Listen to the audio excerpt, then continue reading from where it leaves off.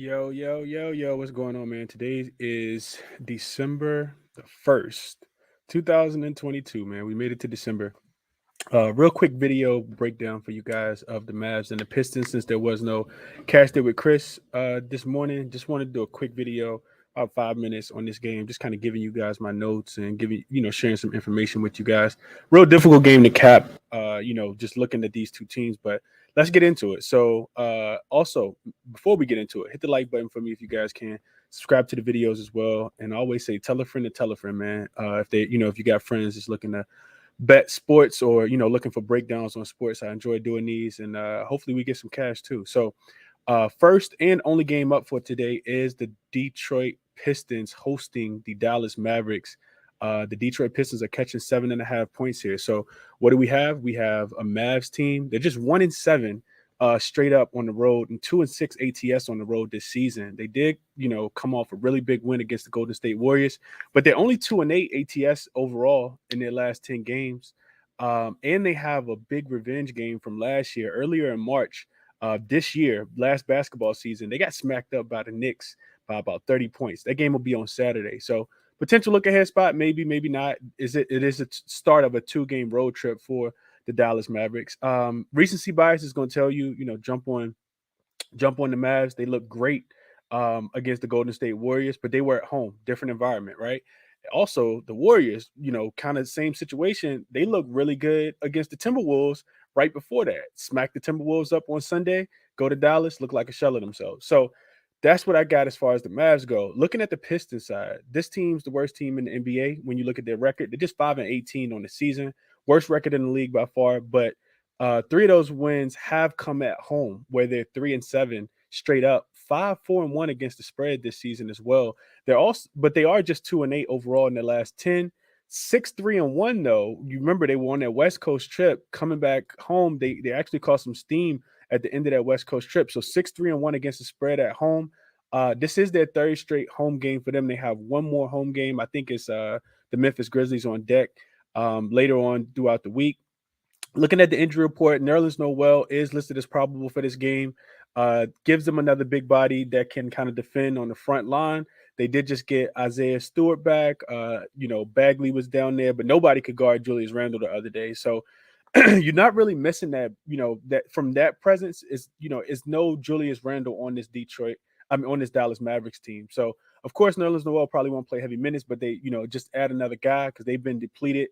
We know that um, uh, Cade Cunningham is, dealing with some shin injury and trying to figure out whether he's going to play or not. Jaden Ivey is also listed as questionable. I think that they need Jaden Ivey. Bogdanovich, I think he's supposed to play today. So they have some depth.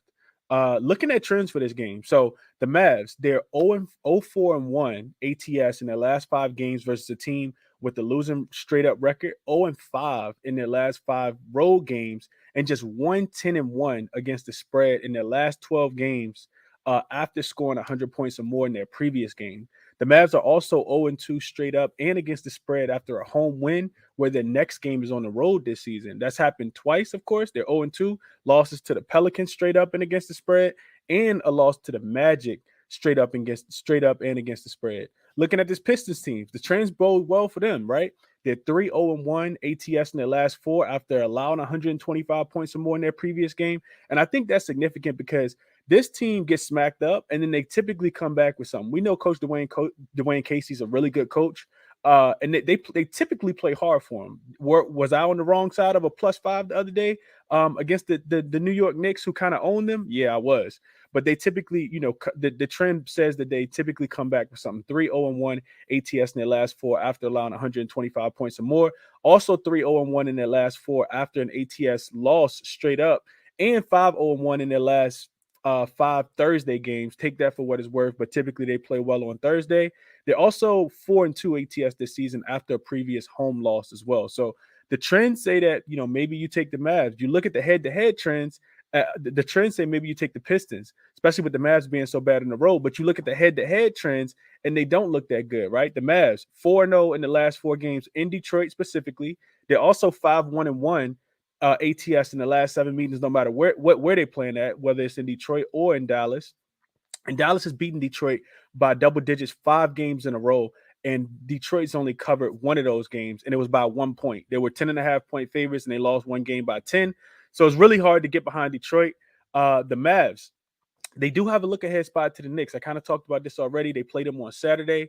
30-point loss back on March. I think it was March 9th. So could be a potential look ahead spot. Most teams that play against a bottom feeder like Detroit Pistons are this year. Typically, this is a game where you typically overlook.